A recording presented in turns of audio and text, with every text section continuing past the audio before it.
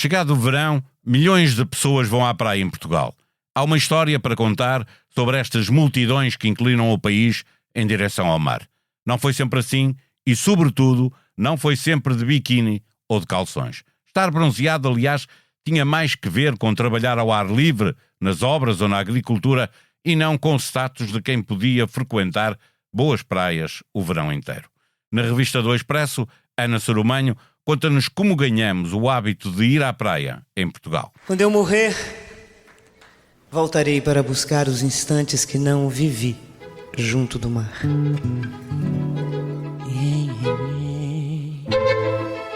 Viva! Está com o Expresso da Manhã. Eu sou o Paulo Baldaia.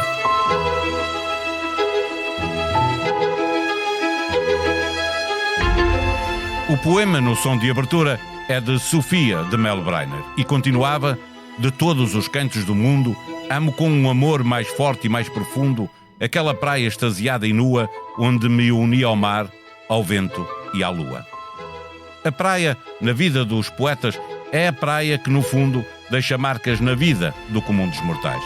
O som do mar com as ondas a chegar à praia, a água salgada, o calor do sol, o vento que ora refresca, ora incomoda, com a areia que levanta, tudo isto cria memórias num tempo que convida ao relaxamento e à reflexão, porque muitas vezes está associado a um período de férias. E cria memórias dos passeios e dos mergulhos e, sobretudo, do tempo passado com a família e com os amigos. O hábito de ir à praia tem uma história intimamente ligada à história política e social do país. É essa viagem que fazemos neste episódio, à conversa com a jornalista Ana Sarumanho. Caro gestor de conta, stop. Solicito crédito pessoal, stop. Máxima urgência, stop. Manuel, stop. Caro Manuel, stop. Agradeço o seu telegrama, stop. Por que não faz online, stop? Online, stop. Sim, stop. Na app Caixa Direta, stop. Caixa, stop. E aprovam rápido, stop. Mais rápido do que um telegrama, stop. É mais fácil andar para a frente quando confiamos no que está para trás. Peça o seu crédito pessoal na app Caixa Direta e receba a resposta em minutos. Caixa, 150 anos virados para o futuro. Caixa Geral de Depósitos S.A. registada junto do Banco de Portugal sob o número 35. Viva Ana Sarumanho, abri a revista e lá encontrei um ensaio teu a explicar às pessoas como é que nasceu este hábito dos portugueses irem à praia, porque nós não fomos sempre multidões como vamos agora. Ir à praia tem direito a um guia, por sinal escrito por Ramalho Ortigão, publicado há exatamente 150 anos. Por onde é que andou o escritor para fazer este guia? Bem, ensaio, reportagem. Sim, eu chamo-lhe ensaio no sentido de procurar as raízes para um acontecimento que hoje é visto como natural para toda a gente, mas não foi sempre assim, não é? Exato. Há um caminho que foi feito. Exato. Isto é um livro, no fundo é um livro que tem que se chama As Praias de Portugal e que tem o subtítulo de Guia para banhistas e viajantes. Portanto, o que ele faz aqui, ele pega na nossa costa litoral e faz um grande percurso, um passeio, uma deambulação mais escrita como uma crónica, também literária, claro, ele é um escritor, em que ele vai percorrendo quase 20 praias, de norte até ao centro, para em Setúbal, que é uma coisa que tem uma razão de ser, e começa na sua praia de infância, que é a praia da Foz do Douro, e vai por ali fora, Matosinhos, Lessa.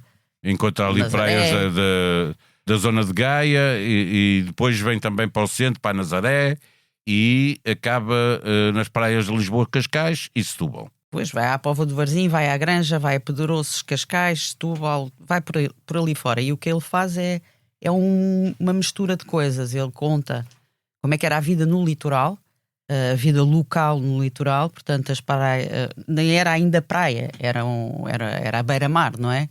Certo. Que era o sítio que era dos pescadores, e portanto ele começa a falar dessa vida litoral, falando sobre múltiplos aspectos da vida litoral. Até gastronomia, não é? Gastronomia, e depois vai falando de paisagens, e depois aproveita para falar de monumentos, e depois aproveita para dar palpites sobre isto, e depois uma coisa de vida política, e depois, claro, uma parte que é muito interessante, que é a parte de como é que as pessoas começaram a sociabilizar à beira-mar. Como é que eram as estâncias, quem eram as senhoras que alugavam os quartos ao mês, as famílias que iam e vinham.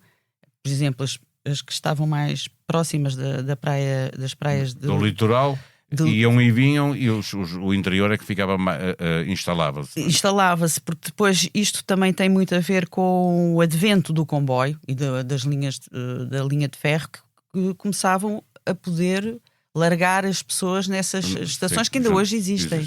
Se nós formos de comboio para o Porto, ainda temos. Eu vou muitas vezes, aliás, chega ali à zona de Espinho e é mesmo junto ao mar que o comboio, que a viagem se faz, não é? Vê-se a praia mesmo. Portanto, ele vai descrevendo toda esta vida desta época, esta cultura, defendendo esta cultura de natureza e a cultura ao ar livre, porque ele é um homem que acredita profundamente na cultura higienista, que já tinha sido desenvolvida desde o século XVIII por dois ingleses, começaram a sustentar e a provar as teorias. O bem que fazia à praia, não? Ir à praia e os não banhos era de mar. Os banhos de mar frio e da água e do mergulho e da água do mar salgado, porque a cultura do banho como cura já existia desde os romanos, certo. As termas, não é? Certo. Portanto, a praia era a água fria e salgada do mar e os banhos do iodo do mar. E sim. todas aquelas todas as propriedades que o mar tinha, que era uma coisa que era nova, que se começou a descobrir. Ou seja, ir à praia não era estender a toalha na areia e ficar a apanhar sol nessa altura, era muito mais isso, e era sobre isso que falava Ramalho Ortigão, sobre tudo o que tem também de terapia ir à praia. Sim, a praia, eu nem sei se o conceito do nome praia existia dessa maneira como nós pensamos nela. A areia, as pessoas não punham o pé na areia, a areia é uma coisa muito porca. Até aos anos 20 as pessoas calçavam umas coisas de palha para não porem os pés na areia. Não se podia pôr os pés na areia, faziam umas passadeiras que as pessoas iam por ali fora mergulhar, porque era porco, tinha conchas, tinha vidro, tinha paus. Aliás, tu escreves no teu texto que o final do século XIX é o tempo em que a costa passa de ser apenas de pesca, não é? O sítio dos pescadores, para passar a ser também estância balnear. O guia é do banhista, mas também é do viajante, não é? Que conselho é que ele dava aos banhistas?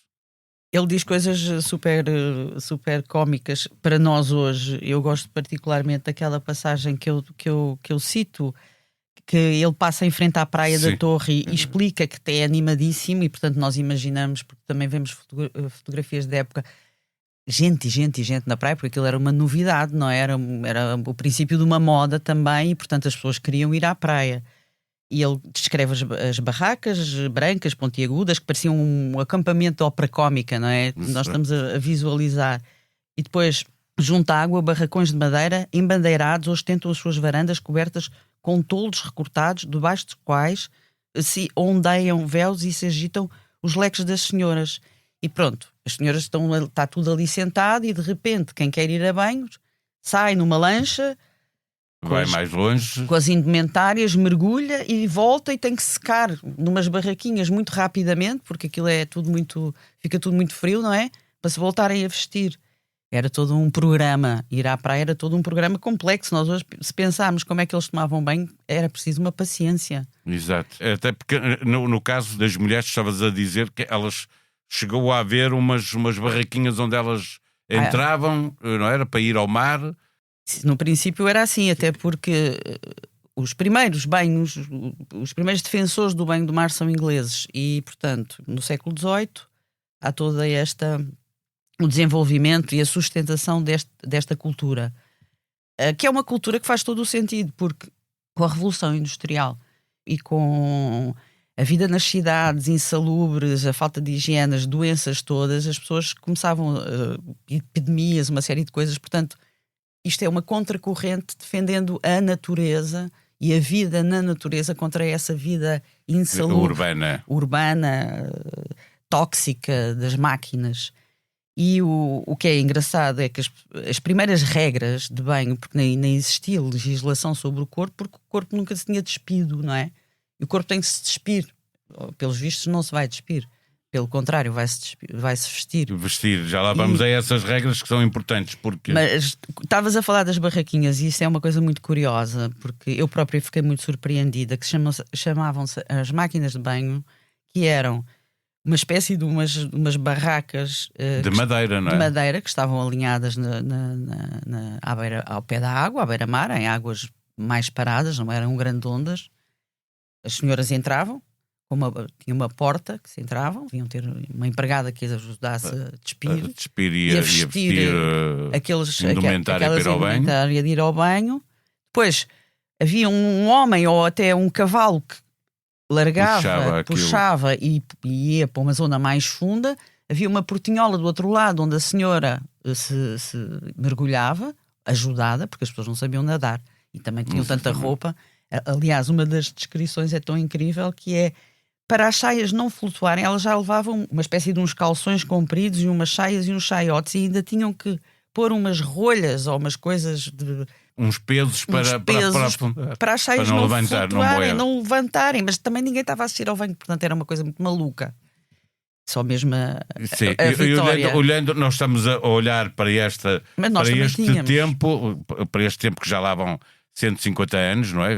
Quando ele está a escrever, e depois mais à frente. Isto é um bocadinho mais... É mais à frente já. Olhando para isso, já século XX, os corpos masculinos e femininos não aparecem na praia como se vê uma foto no teu trabalho da Brigitte Bardot em 1953, no seu pequeno biquíni em Cannes, recuando ao início do século, fim do século XIX, início do século XX. Havia regras para homens e mulheres estarem na praia? Em relação aos fatos de banho, sim. Se eles não podiam estar próximos uns dos outros, não. Porque em Inglaterra, por exemplo, os homens não podiam aproximar-se dessas máquinas de banhos onde as mulheres estavam. Uma distância. Tinha uma distância. Uma regra de uma distância. Sim. E eu até vi numa fotografia eles muito sentadinhos e a barraca ali no fundo, a tal máquina, e aquilo era assim um cenário que parecia cinema, não se acredita como é que as pessoas iam à praia. Mas, obviamente, depois, ao longo do tempo, as coisas vão mudando. E nos anos 20 já se podia, por exemplo, despir os braços e despir as pernas, que nem isso se podia nadar. Sim, também, porque havia, hoje, principalmente entre os adolescentes, e no nosso tempo já era assim, ir à praia também era para trabalhar para o bronze, não é? Para ficarmos bronzeados. Nem sempre foi assim. Houve uma altura em que estar bronzeado significava trabalhar ao ar livre, ou nas obras, ou no campo. Quem ajudou a mudar essa ideia de que estar bronzeado dava status? Até aos anos 20, que foi a Coco Chanel que consta, assim, que adormeceu ao sol. Ela era uma mulher também bastante moderna, passou ao seu tempo, que tem a célebre frase de o que é moda é o que não sai de moda. Foi a mulher que subiu as saias femininas. Ela própria ainda usava as saias até ao tornozelo. Começou a subir para ela própria e depois criar subindo a moda para os outros. Dizem que adormeceu ao sol numa praia, foi uma casa, adormeceu ao sol numa das praias do sul de França e uma revista mostrou aquela pele dourada e logo foi imitada e, portanto... Como sinónimo de liberdade do seu corpo, não é? Do seu corpo, eu sou dona do meu corpo, porque... A questão do que tu dizias, e bem, que era absolutamente proibido haver uma pele tisnada, como se dizia. Mesmo as mãos. As pessoas iam de luvas para a praia. Que é para elas não ficarem... A cara não parecerem depois trabalhadores agrícolas. Exato. Ou os pescadores, não é? Portanto, era um sinal de distinção social as pessoas serem absolutamente brancas. E, portanto, isto muda. Isto muda nesta altura. E é nesta altura que aparecem os... Sim, nada acontece de um dia para o outro, não é? É nesta altura que começam a aparecer os bronzeadores e os protetores solares? Sim, foi entre os anos 20 e os anos 30, houve dois alemães que começaram a fazer os primeiros estudos sobre a radiação, o que é que protege da radiação solar, e depois em 1935 a L'Oréal, que é aquela marca francesa, lança o Ambre Soleil. Ainda hoje marca, nós lembramos da publicidade global, claro. E se formos ver aquela publicidade daqueles tempos, foi uma coisa brutal. Da elite para todo o povo, quando é que a praia se começou a democratizar? Ela começou por ser, como tu estavas a dizer, um lugar para práticas higienistas e depois passou a elitistas. ser... Mas elitistas, e depois passou a ter um lado social, exatamente por causa disso. E depois há uma altura em que toda a gente vai à praia, não? Ou começa a ir devagarinho. A partir dos anos 60 pode-se começar a falar nesse fluxo em direção a toda a costa, Porque até lá, eu há bocado estava a dizer que o Ramalho Ortigão para em Setúbal, porque para lá do Tejo, e mesmo assim ele atravessou o para ir Tejo. lá era Não se difícil, atravessava não? o Tejo para ir à praia, ninguém ia para as Para o praias. Algarve, que hoje estão cheios. Não, existia uma cultura de praia no Algarve para os algarvios, que ficavam lá protegidos pelas serras, não é? E então a Praia da Rocha, com o seu casino, a Praia de Monte Gordo, com o seu casino, eram também praias que serviam as elites alentejanas, algarvias e espanholas daquela da Andaluzia. Mas estavam também ali naqueles 2 pontos entre o Sotavento e o Barlavento, e portanto depois da ponte, quando inaugura a ponte, na altura a Ponte Salazar, Ponte 25 de Abril, começa a haver o grande movimento para sul, sendo que isso também tem a ver com o turismo, não é? Portanto, a partir do momento em que começa a haver esta adesão há mais oferta de praias. O turismo começa a ser um negócio, mas começa a ser desde os anos 20, 30. Se nós pensarmos no Estoril, mesmo a Costa da Caparica. Sim, já vinham muitos estrangeiros para cá nessa altura. E surgem como projetos turísticos, uns que foram adiante, outros não. Houve um grande projeto para a Costa da Caparica depois que não chegou a ser desenvolvido, mas o meu texto não é sobre o turismo, Exato. Portanto... Mas a democratização é Sim. engraçado, porque deixa-me só acrescentar isto, porque obviamente é a partir dos anos 60 e largo 70 por aí fora, mas os portugueses sempre foram à praia em todas as classes sociais, porque o programa do Estado Novo, que era Alegria no Trabalho, da Alegria no Trabalho, que foi o programa que deu férias, no fundo era para pôr as pessoas também... controlar as pessoas de uma certa forma, numa cultura que vem dessa tradição da cultura higienista, portanto é uma cultura que os trabalhadores também precisam de estar firmes, estar fortes, estar rijos, estarem tratados, não terem doenças, com saúde, claro. Estarem com saúde. E isto foi o princípio das colónias infantis, como no século, a colónia do século e a colónia na Trafaria foram as primeiras. Mas depois... havia todo um programa para os trabalhadores poderem ter férias, que é o Inatel, não é? E as pessoas... Ainda hoje funciona. Que ainda hoje funciona. E, portanto, começaram a existir por toda a costa colónias de férias e, portanto, o hábito de ir à praia também foi estendido a todas as classes sociais. Quando me perguntas a democratização... É isso. No fundo... Ela não surge do nada. Estou a falar da praia de todos e para todos, não é? Sim. Começa a ir devagar com essa lógica de que os trabalhadores também precisam de ir à praia e de férias. E de conviver, e de estar controlados no tempo livre, não é? Exatamente. Porque era uma forma de os controlar no tempo livre. Mas nós também não tínhamos carro nos anos 40 claro, e 50, portanto tudo isso tem a ver com desenvolvimentos... das infraestruturas e dos transportes. Aliás, um dos exemplos que dás no teu texto é a estrada de Sintra para a Praia das Maçãs, que permite que mais gente depois vá, que nem sequer existia a estrada, não é? Sim, não existia carros para todos, mas sem estrada também não valia a pena ter carro. Pois, e há aquele programa das estradas nacionais que começa, eu penso que é o Duarte Pacheco, que é um programa, um grande programa, mesmo a estrada que rasga Lisboa até ao sul, é dos anos 40, 42, 43, só que as pessoas não tinham carro, não é? Era poucas pessoas tinham carro. Ir. Voltamos à indumentária dos banhistas. Em Portugal, os refugiados europeus da Segunda Guerra Mundial, nos anos 40, pergunto-se, abriram os olhos aos portugueses com os seus fatos de banho mais arrojados? Quer dizer, eu nem sei se eles abriram os olhos. Eles ficaram, foi muito... Aquilo era um programa, nem eram eram as refugiadas, claro, que eram muito mais modernas, usando esta palavra, e portanto tinham à vontade que nós não tínhamos. Isto na altura da guerra. Sim. Portanto, estamos em pleno período de Estado Novo. Eu, por acaso, sempre ouvi estas descrições e depois procurei e elas correspondem. Em certas praias, como onde se acolheram mais refugiadas, como a Ericeira, ou toda a linha do Estoril, Cascais. E veio para cá os até exilados, a elite europeia, portanto eram pessoas que estavam habituadas já a estar em praias como Biarritz, Saint-Tropez, outras praias, outros hábitos, e tinham à vontade, eu penso que usavam já 2 peças, algumas, a tapar o umbigo. Biquíni, a tapar o umbigo, parece que o umbigo era assim uma coisa que não se podia mostrar. E estavam à vontade também. Então os homens, sobretudo, iam todos ver os banhos das... Ver os umbigos. Ver os não umbigos, porque estavam tapados, mas ver aquilo que conseguiam ver das refugiadas, que eram tidas como muito libertárias. E, portanto, Isso num país católico, conservador, não faltaria quem não gostasse nada das novidades, não é? Como é que reagiram as forças vivas da sociedade mais ligadas à Igreja? então, eu até faço a citação de um texto que parece que é feito por...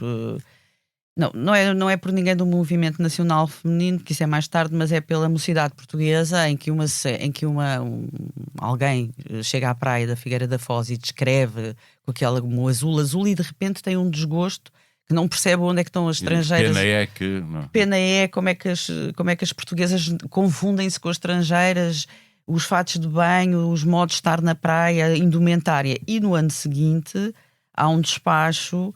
Lá vêm as regras, não é? Ir Como à praia, regras, sim, mas com decoro. Com muito decoro, com muito decoro. E além de dizerem como é que deviam ser os fatos de banho dos homens e das mulheres, até onde é que deviam ser tapados, a medida entre o joelho e onde é que via o calção e o decote, tudo tinha regras, tudo tinha regras. Medidas, aqueles fatos de banho tinham uma espécie de uma saia por cima. Foram muito apreciados nessa altura, e a coisa curiosa é que os cabos do mar, cabia aos cabos do mar fazer a vigilância na praia. Quem é que desobedecia? Os homens não podiam andar de pé à mostra, não é? Não podiam, portanto... Não podiam ter tinham que estar sempre com uma camisola interior. Quem não tinha fato de banho, então tinham aqueles fatos de banho juntos com aqueles peitilhos. Exato. E então o cabo do mar andava pelas praias onde as pessoas iam, porque na altura só iam àquelas praias onde toda a gente ia, as praias de família, as praias... Nas outras também não haveria problema, porque não estava lá ninguém. Não estava lá ninguém. E então mediam, eles andavam a medir e podiam atribuir multas, e as multas não eram propriamente pois, tu falas ligeiras. Lá do valor equivalente a 1.200 euros atuais, não é? É o que lá está. É 1.200. É 1.200, eu tenho memória desse número desse. Equivalente, ou seja, eu até não era, encontrei... era a preços constantes, visto hoje daria 1.200 euros uma multa. Eu até encontrei isto num texto do Observador, e até faço a citação que eles vão ver, e portanto confiei no trabalho. Mas uma coisa curiosa, eu falei com um senhor que depois acabo por não citar, que hoje tem 90 anos, e ele era era de origem alemã, mas já há muitas gerações em Portugal, e ele lembra-se de ver os cabos do mar a medirem as pernas às senhoras, e contou-me uma coisa curiosa, que era o pai dele, nessa altura, a coisa foi tão longe que os homens não podiam guiar nos carros com a cabeça descoberta, tinham que ter chapéu e não podiam andar em mangas de camisa dentro do carro, podiam levar multas. É extraordinário. Portanto, nós estamos a fechar a nossa conversa, porque entretanto o país fez todo esse caminho, e damos um salto quando chega ao 25 de Abril, não imediatamente, obviamente, mas o 25 de Abril trouxe a liberdade, e aí passamos a ser parte de um todo europeu. Também em Portugal passou, pergunto, a vigorar a regra de cada um escolher, e estou a citar uma frase do teu texto, de cada um escolher o modo de viver a sua praia. Sim, é possível, e é nessa altura, sendo que nos anos 60 as pessoas já foram largando muitas coisas, não é? Mesmo com os estrangeiros que viviam no Algarve, mas pronto, essa não foi a tua pergunta, vou responder àquilo que mas podes responder, se te leva à resposta à minha pergunta. Porque as praias do Algarve, que não eram as praias de família do Algarve, de repente também foram descobertas por uma certa elite muito intelectual que ficou apaixonada por aquele sul. Eu lembro-me... Era mais selvagem. Mais selvagem, mais ameno também, mais selvagem, muito bonito. Acho que as descrições são ainda hoje parte da Ria Formosa, e é tudo lindíssimo. Imagina o que é chegar à Albufeira, que era aquilo era Grécia. Sim, claro. Sem nada. Sim. Olhar para a construção que lá está e o que aquilo era original. Pela encosta, aquele casario branco a descer sobre o mar, aquilo era de cortar a respiração, não tinha nada a ver com as praias que nós estávamos habituados de ver a norte. Portanto, aquela visão era outro país. Claro. Eu lembro-me sempre ouvi contar esta história, que a Helena Vaz da Silva estava a traduzir as Memórias de Adriano, do da Marguerite Yourcenar e tornaram-se amigas, e ela veio ao Algarve nos anos 60 e ficou deslumbrada com o que viu. E portanto, isso ajuda também a dar mais liberdade às pessoas de estar na praia naquela altura, com liberdade.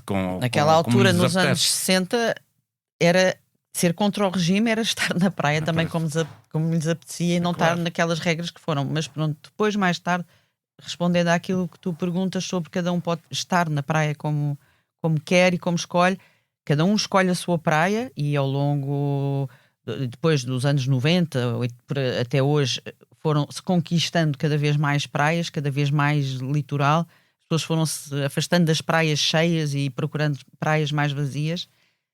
Cada um pode com regras. Porque, Claro, por exemplo, praias de nudismo, praias de nudismo. são praias e são 12. Claro. Embora em praias selvagens as pessoas façam nudismo. Claro. Uma nota curiosa sobre o nudismo é que as praias em Portugal, dos nudistas, não interditam pessoas vestidas.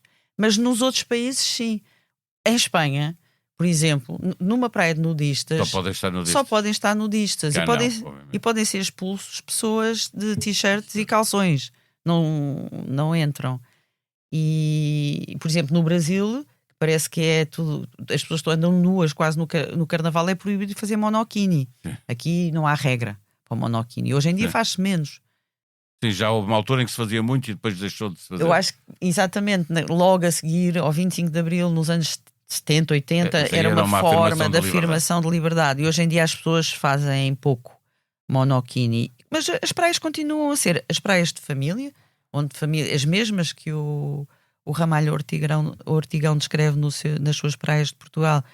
Continuam, aquelas praias de família continuam a ser as praias de família geração após geração. E depois há todas as outras praias que foram sendo conquistadas, em que cada um está como quer e escolhe a sua praia. Também pode ler na revista do Expresso Online, em exclusivo para assinantes, O mundo mudou, mas Londres continua a ferver. De Banksy à música, abram alas para o regresso do Swinging London, uma exposição sobre a música negra no Reino Unido, um arquivo aberto e um museu focado nas contraculturas juvenis são sinais evidentes de que Londres volta a reclamar uma relevância pop há muito perdida.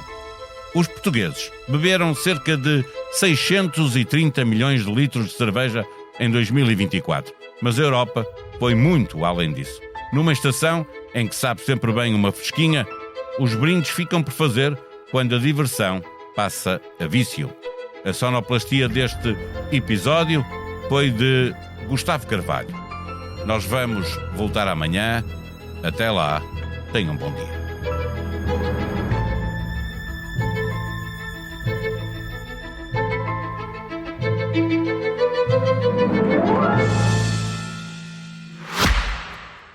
Caro gestor de conta, stop. Solicito crédito pessoal, stop. Máxima urgência, stop. Manuel, stop. Caro Manuel, stop. Agradeço o seu telegrama, stop. Porque não faz online, stop. Online, stop. Sim, stop. Na app Caixa Direta, stop. Caixa, stop. E aprovam rápido, stop. Mais rápido do que um telegrama, stop. É mais fácil andar para a frente quando confiamos no que está para trás. Peça o seu crédito pessoal na app Caixa Direta e receba a resposta em minutos. Caixa. 150 anos virados para o futuro. Caixa Geral de Depósitos S.A. registada junto do Banco de Portugal sob o número 35.